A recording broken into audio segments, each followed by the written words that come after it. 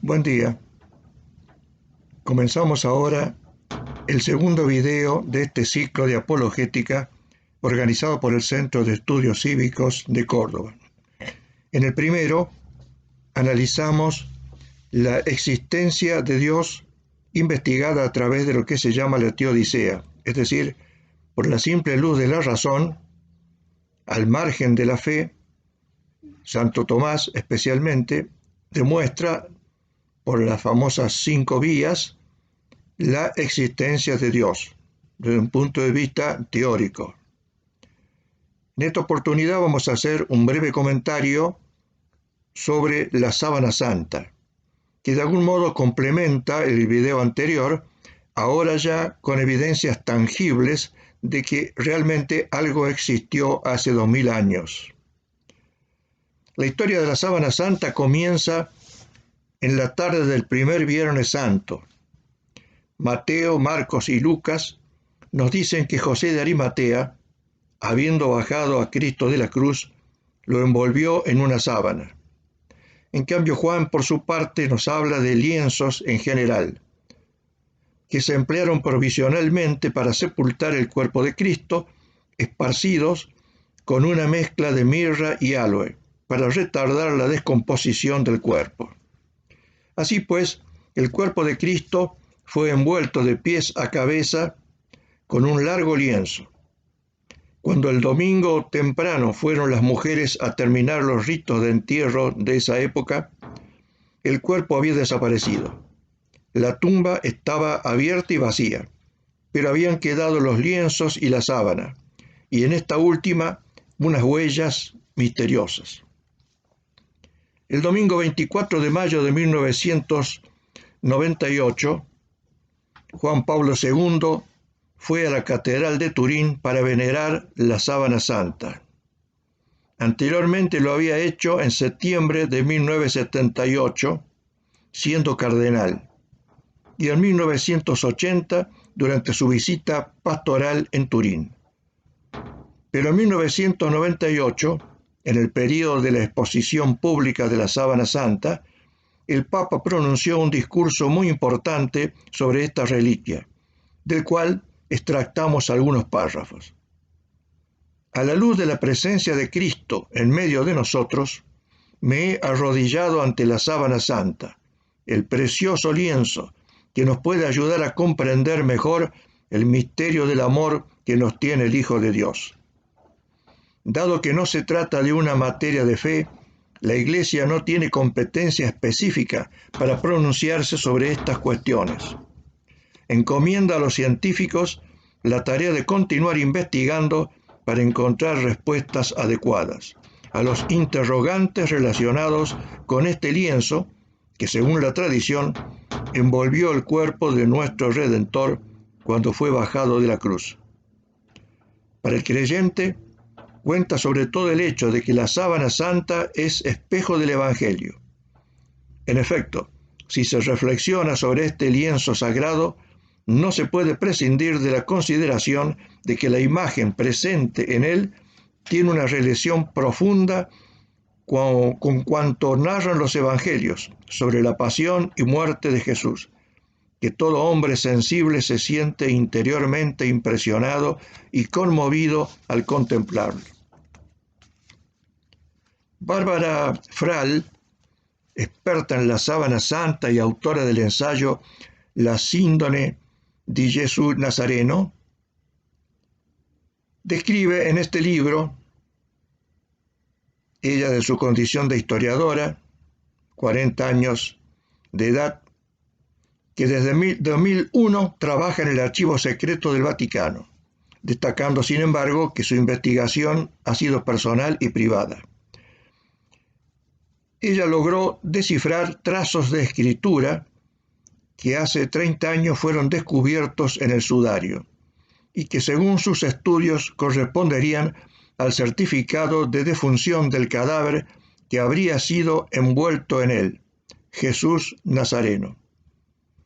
Dice la doctora Frale: descubrí que los trazos de escritura que hay en la sábana santa, antes ilegibles, son en verdad parte de un certificado de sepultura escrito en latín, griego y hebreo, que comienzan diciendo: Jesús Nazareno, depuesto a la hora novena, condenado a muerte en el año 16 de Tiberius.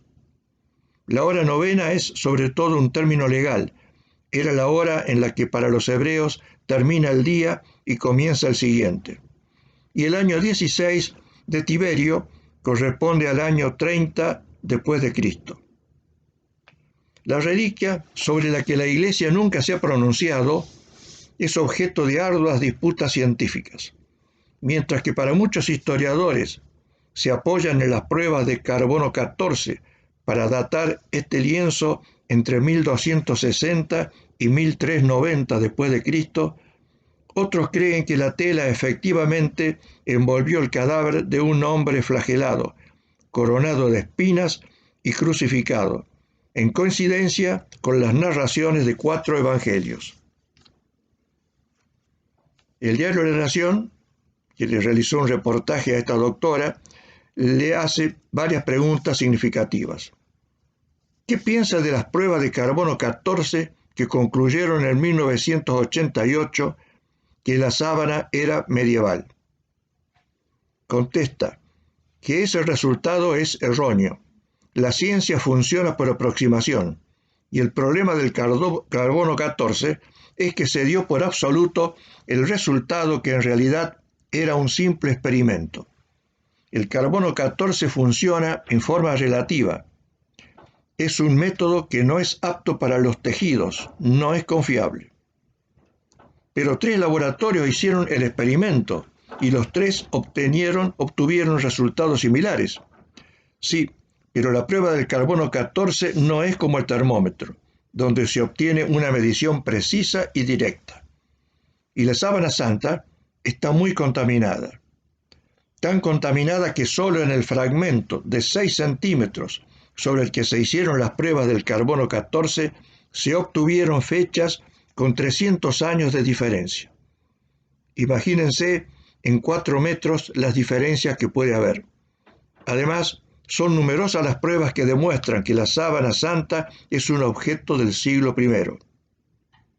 El tejido no solo es igual a los de la época romana, sino que además tiene un remiendo realizado con una técnica muy complicada, de falso dobladillo, de la que en toda la historia del tejido solo poseemos otro ejemplo, el de un lino encontrado en Masada, la fortaleza judía destruida por los romanos en el año 73. Por no hablar de que en la sábana santa se ha encontrado polen de especies vegetales que se extinguieron hace 2000 años. Ahora, ¿cómo se sabe que los trazos de escritura que usted escribe, le preguntan a la doctora, datan del siglo I? Contesta: por su forma. La escritura, como los vestidos, sigue unas modas, y los trazos de la sábana santa son iguales a los de los papiros de la época de Tiberio, que a las inscripciones encontradas en Pompeya y en Herculano. ¿Podrían ser una falsificación? Sí, pero es difícil. Antiguamente, y para darle solidez y estabilidad, la tinta contenía metales que producen iones. Los escritos que aparecen en la sábana santa se han creado mediante un proceso físico-químico de transferencia de iones de hierro, un proceso que para que se produzca suelen ser necesarios entre 30 y 50 años. Seguramente cuando el personaje de la sábana santa murió, su cuerpo fue envuelto en el sudario y en el mismo fue pegado con agua y harina un documento jurídico en el que se especificaba quién era. Y son los iones de ese documento los que se habrían transferido a la sábana santa. Además, hay que tener en cuenta que muchos de los caracteres no se ven a simple vista, sino que como mínimo es necesario hacer una fotografía de la sábana santa y observarlos en el negativo. Y sabemos que la sábana santa no ha sido manipulada al menos desde 1353. ¿Quién y por qué iba a hacer una falsificación de algo que no iba a detectarse hasta la aparición de la fotografía 600 años después? Parece absurdo. Por otra parte, las manchas de sangre y suero que se encuentran en la sábana son irreproducibles por medios artificiales. Se trata de sangre coagulada sobre la piel de un hombre herido y vueltas a disolver en el contacto con tela húmeda. Científicamente se ha comprobado que se trata de sangre humana, de varón de grupo sanguíneo AB, el más común entre la etnia semítica, según la investigación del ADN. Sorprendentemente, la sangre es del mismo tipo que el que se encuentra en el llamado sudario de Oviedo, en España, una tela de 83 por 52 centímetros que presenta numerosas manchas de sangre simétricas pasadas de un lado al otro al doblarse en dos. La tradición la ha llamado el Sagrado Rostro y llegó a Oviedo en el siglo IX, en un arca proveniente del África septentrional. La sangre presenta en este sudario pertenece también al grupo AB, y el ADN presenta perfiles genéticos similares al recogido en la síndrome. Es importante tener en cuenta que no es posible encontrar mayores similitudes debido a que la antigüedad de los restos hace imposible por ahora conocer más detalles. Igualmente interesante resulta la comparación de la síndrome con los estudios realizados sobre la reliquia física que se conserva tras el milagro eucarístico de Lanciano en Chieti. Aquí, en el siglo VIII, en la iglesia de San Lengociano, en las manos de un monje basiliano que dudaba de la presencia real de Cristo en la Eucaristía, en el momento de la consagración, la hostia se convirtió en carne y el vino en sangre. Después de las investigaciones realizadas en 1970 por el profesor Lioni, profesor de anatomía e histología patológica de la Universidad de Siena, se concluyó que la carne correspondiente al tejido verdadero de miocardio de un corazón humano y la sangre es humana del grupo AB. Por su parte, el doctor Pierre Barbet, cirujano del Hospital de San José en París, es quien ha hecho hasta ahora un estudio médico más completo de la pasión de Cristo. Según se deduce de la sábana santa,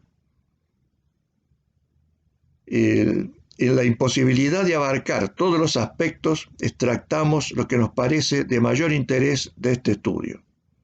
Barbet descubre en la sábana santa lesiones provocadas por las caídas de Jesús en el Vía Crucis. Son llagas de la cara anterior de la rodilla, sobre todo en la derecha. Esta última presenta escoriaciones de forma y tamaño diverso, de bordes recortados y situadas exactamente en la región rotuliana. Hacia arriba y afuera se observan dos llagas redondas de 2 centímetros de diámetro. Las lesiones son menos evidentes y numerosas en la rodilla izquierda. Las huellas de la cruz sobre la espalda se acusan con nitidez en la imagen dorsal de la silueta de la reliquia. Sobre el hombro derecho, en la parte externa de la región supraescapular, es visible una extensa zona escoriada hacia abajo y adentro, que ofrece la forma de un rectángulo de 10 centímetros de largo por 9 de ancho. Más abajo, en la región escapular, se observa otra zona escoriada que presenta los mismos caracteres. Forma redonda con un diámetro de 14 centímetros, exactamente situada en la región subescapular en la punta del omóplato izquierdo. Merced a las observaciones del profesor Barbet sobre la sábana santa, completadas luego con detenidas experiencias anatómicas, se ha podido localizar la topografía exacta de las llagas que produjeron los clavos en las manos de Jesús al ser crucificado.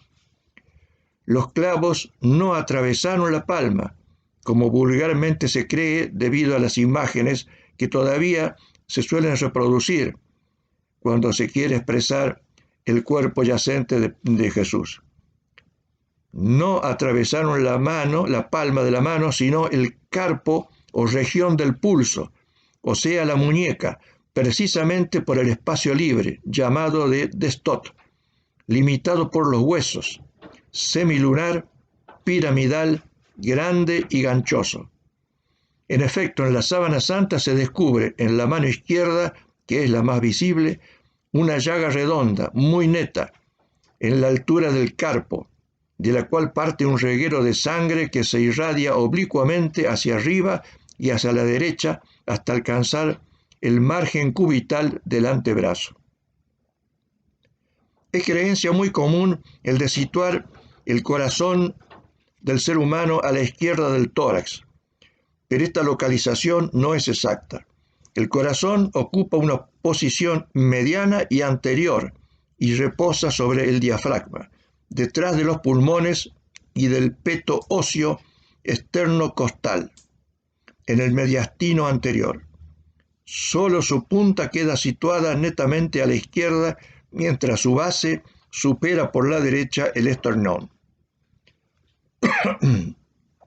Seguramente como consecuencia de aquella opinión popular que ubica el corazón a la izquierda del pecho, existe la tradición de opiniones que colocan el golpe de lanza que le asestó el centurión en el costado izquierdo de Jesús. No todas, sin embargo. San Agustín, por ejemplo, habla en La Ciudad de Dios de latere destro, flanco derecho, y asimismo San Francisco de Asís. Según Bertet, la sábana santa ha venido a dilucidar con su objetivo testimonio este problema, como tantos otros. La silueta del lienzo, con la manifestación clara de la herida, prueba que el cadáver de Cristo sufrió la lanzada en el costado derecho y no en el izquierdo. Obsérvase así en la imagen anterior de la sábana un enorme coágulo de sangre en el lado derecho, que se extiende hacia arriba unos 6 centímetros y desciende en una dimensión de 15 centímetros. Su margen interno aparece dentellado con recortadura redondeada. Esta mancha de sangre resalta en la sábana, vista a pleno día por su tonalidad carmín. La parte superior del coágulo, la más próxima a la llaga, es la más expuesta y la más ancha, y en ella se distingue netamente una huella oval, que es evidentemente la impronta de la llaga del costado.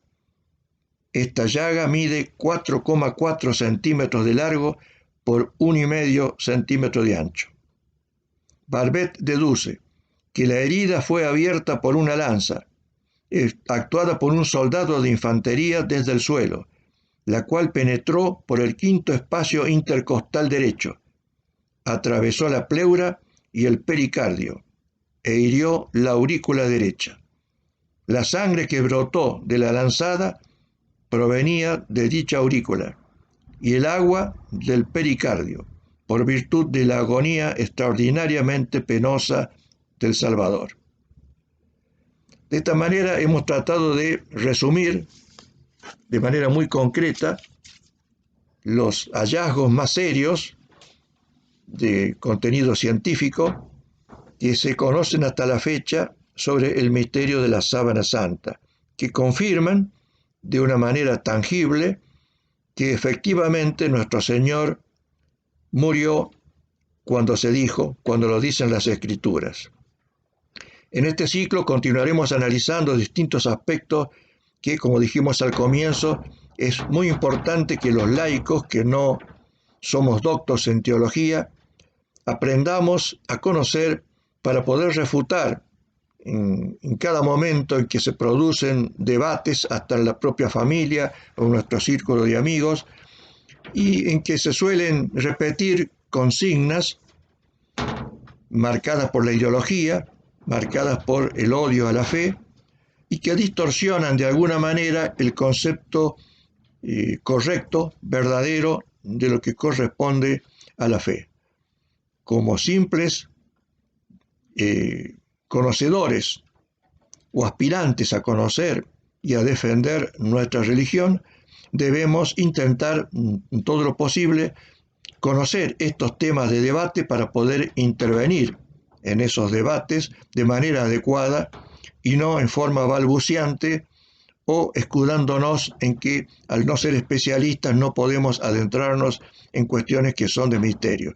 Los temas que estamos o que vamos a tratar no son de misterios de la fe, son cuestiones que se refieren a la realidad de nuestra religión, de nuestra fe, y que debemos conocer para poderlas defender adecuadamente.